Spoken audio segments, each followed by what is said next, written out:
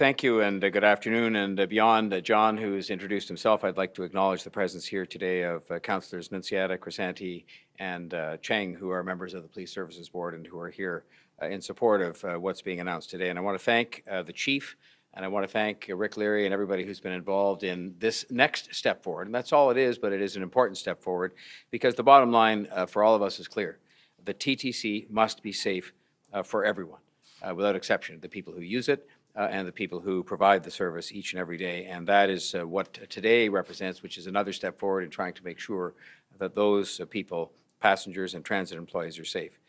We began meetings involving Chief Demkew, Rick Leary, and myself some time ago, and union representatives were involved representing those people who work in the system, with a view to determining what steps we could take to address safety concerns on the TTC, and today is one more step in that ongoing process. I want to thank the transit union heads who have offered good advice to us and whose members have continued to do a great job, notwithstanding some of these events of recent times. I've been on the TTC quite a few days in the past week and use it regularly in any event, and I cannot thank the TTC workers enough for the job they do to keep the transit system moving and to address things that come their way. But we should be very clear in saying, and I think we all have, any act of disrespect or violence that is directed towards another passenger or towards a TTC worker is completely unacceptable. These workers, the transit operators, are the people we rely on to safely move millions of people each day, as has been referenced. They deserve our respect, they deserve our thanks, and most of all, they deserve a safe workplace. I know many people who use the TTC. The passengers are anxious and even scared. And they must know that we are doing everything we can that will be helpful to address their concerns and to make sure everyone remains safe and feel that their security concerns are being addressed, knowing that there is more to do. These are challenging times for our transit system, and for that matter, for transit systems across Canada and across North America.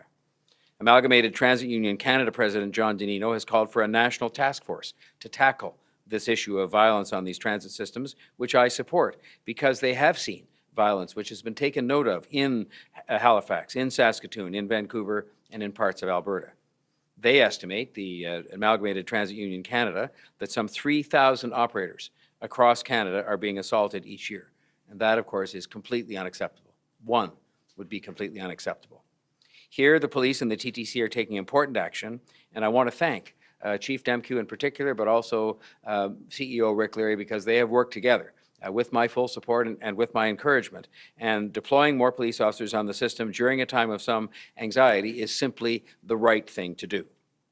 It will be complemented by measures that I announced earlier this month as part of the city's budget, which I trust will be approved, including an increase of 50 TTC special constables and a significant increase in the number of housing outreach workers on the TTC.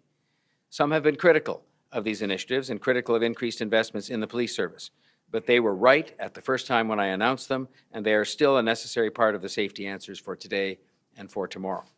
I do want to be clear. It isn't and never has been an either-or debate.